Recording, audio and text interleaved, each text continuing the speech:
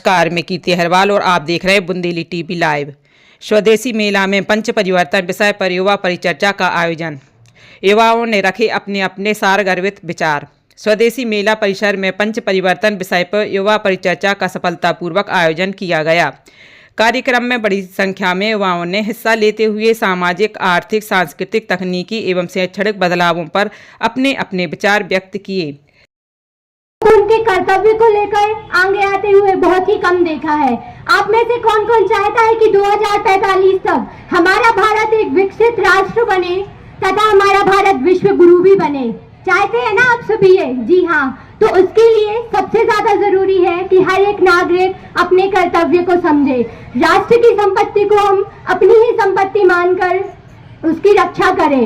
आज हम देखते हैं कि और इसी के लिए हमारे संविधान में 1976 में संशोधन कर नागरिक कर्तव्यों को डाला गया, जो कि 11 है। उनमें से पहला है कि हमें अपने संविधान का पालन करना है, राष्ट्र ध्वज तथा राष्ट्र गान का सम्मान करना है, भारत की एकता एवं अखंडता को बनाए रखना है एवं मौलिक कर्तव्य तो हमारा यह भी है कि 8 से लेकर 14 वर्ष तक के बच्चों के लिए निःशुल्क शिक्षा मिलनी चाहिए। लेकिन आज भी हम देखते हैं कि एक पढ़ने वाला बालक आज भी दुकानों में काम कर रहा है, बाल श्रम उससे कराया जा रहा है। आज भी एक गरीब को अपना काम कराने के लिए कई घंटों लाइन में लगने के बाद भी घूस देनी पड़ रही है। आखिर यह कब तक चलेगा?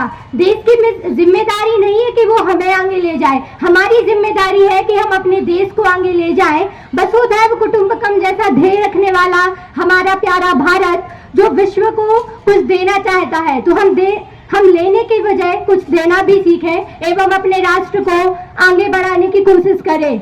मैं आपसे यही कहना चाहूंगी कि यदि इस देश का नागरिक अपने कर्तव्यों को सही ढंग से पालन करे तो बेरोजगारी, भ्रष्टाचार, मारपीट जैसी खबरें एवं नारियों का बलात्कार जैसी दुष्खबरें कभी इस देश के न्यूज की हेडलाइंस नहीं बनेंगी एवं हमारा प्यारा भारत नित नई ऊंचाइयों को छुएगा। जैसे कि अभी हमारे सर ने कहा कि भारत में मेक इन इंडिया जैसे प्रोग्राम बढ़ रहे हैं। जी हाँ, हमारा भारत विकासशील भारत है, आगे बढ़ता जा रहा है, विश्व गुरु भी बनेगा, लेकिन जरूरत है तो अपने कर्तव्यों का सही पालन करने का।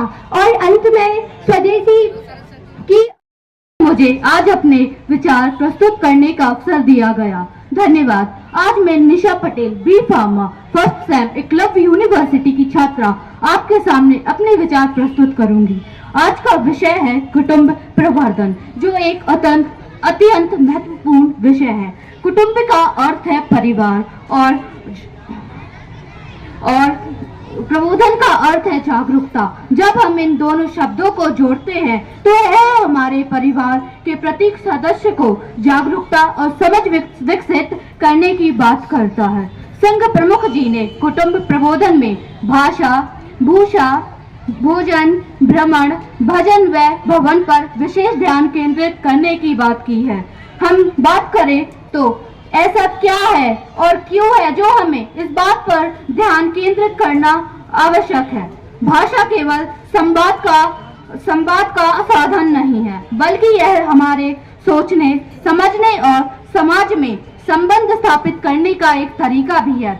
यदि हम परिवार में सही भाषा का प्रयोग करेंगे तो हम एक दूसरों के विचारों को सरलता से, आसानी से समझ सकते हैं। हमारी प्रथम शिक्षा सही भाषा में शिक्षा देना, शालीन भाषा का प्रयोग करना, यह है सब कुटुंब प्रबोधन का प्रमुख हिस्सा है।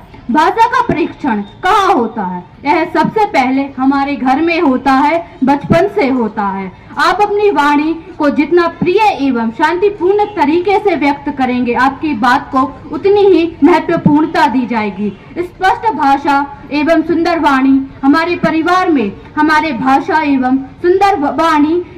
परिवार में हमारी भावनाओं को व्यक्त करने का एक सुंदर माध्यम।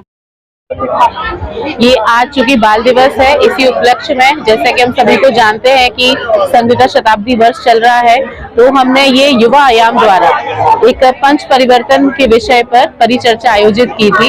इसमें हमने अपने विभिन्न कॉलेजेस से बच्चे आए हुए थे उन्होंने युवा आयाम पर अलग अलग जो हमारे विषय हैं, नागरिक कर्तव्य है, स्वदेशी और स्वावलंबन है, कुटुंब प्रबोधन, पर्यावरण, सामाजिक सद्भाव और समरसता, इस पर उन्होंने सभी ने अपने अपने विचार रखे हैं।